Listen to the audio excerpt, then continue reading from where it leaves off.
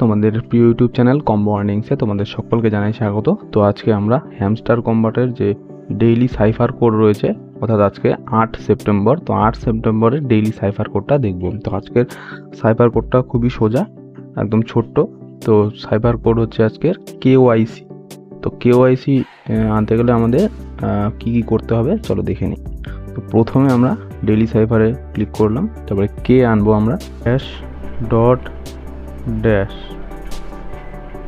এবার Y dash dot dash dash, Y এসে গেলো। এবার C dash dot dash dot C এসে গেলো। এই দেখতে পাচ্ছ আমাদের আজকে ডেইলি সাইফার কোডটা হয়ে গেল কমপ্লিট।